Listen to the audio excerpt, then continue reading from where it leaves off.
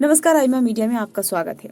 जैसे जैसे 2024 के लोकसभा चुनाव करीब आ रहे हैं, केंद्र में सत्तारूढ़ भारतीय जनता पार्टी का आत्मविश्वास बढ़ता जा रहा है।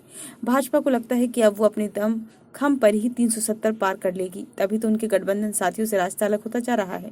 एक के बाद एक सहयोगी दल भाजपा गठबंधन से अलग होता जा रहा है। ये सिलसिला हरियाणा में जेजेपी से शुरू हुआ, उसके बाद बीजू जनता दल तक पहुंचा और अब शिरोमणि अकाली दल तक फिलहाल पहुंच चुका है। हरियाणा में 4.5 साल जेजेपी के साथ गठबंधन सरकार चली, पर अचानक भाजपा ने न केवल अपना मुख्यमंत्री बदला बल्कि जेजेपी से भी किनारा कर लिया। इसके बाद मामला आया बीजू जनता दल से गठबंधन का। भाजपा और बीजू जनता दल के बीच गठबंधन को लेकर 2 सप्ताह से चल रही अटकलबाजी का उस वक्त समाप्त हो गई जब भाजपा के ओडिशा प्रदेश अध्यक्ष मनमोहन सामल ने घोषणा कर दी कि उनकी पार्टी राज्य के सभी 21 लोकसभा और 147 विधानसभा सीटों पर अकेले चुनाव लड़ेगी। लेकिन जिस सोशल मीडिया पोस्ट के जरिए सामल ने ये घोषणा की, उसी में ये भी संकेत मिला कि भाजपा ने चुनाव बाद बीजू जनता दल के साथ अनौपचारिक समझौते के लिए द्वार खुला रखा है। सामल ने कहा कि ओडिशा अस्मिता गौरव और लोगों के हित से जुड़े विषयों को देखते हुए ये फैसला किया गया है। दरअसल बीते विधानसभा चुनाव में बीजू जनता ने 114 और लोकसभा चुनाव में 12 सीटें जीती थी। बीजू जनता दल विधानसभा के 147 में से 100 सीटों पर खुद लड़ना चाहती थी। भाजपा लोकसभा की 21 में से 14 सीटों पर दावेदारी जता रही थी, जबकि विधानसभा की आधी सीटों पर लड़ना चाहती थी।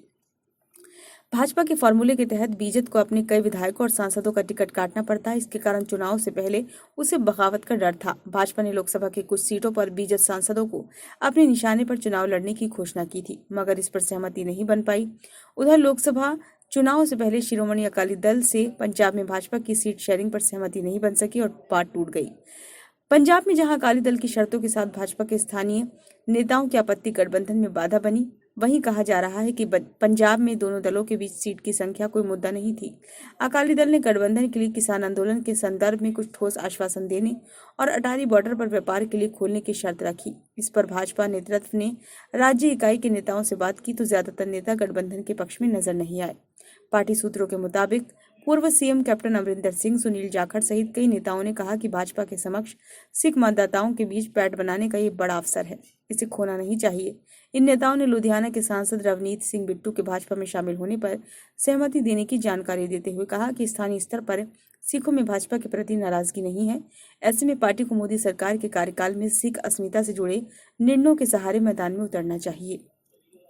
भाजपा का अकेले लड़ने का कितना लाभ होगा, ये तो 4 जून को ही पता चलेगा, जब मतगणना होगी। ये वीडियो आपको कैसा लगा? यदि अच्छा लगा हो तो लाइक कीजिए और कमेंट बॉक्स में अपने सुझाव दीजिए। यदि आपने इस चैनल को अभी तक सब्सक्राइब ना किया हो तो कृपया इसे सब्सक्राइब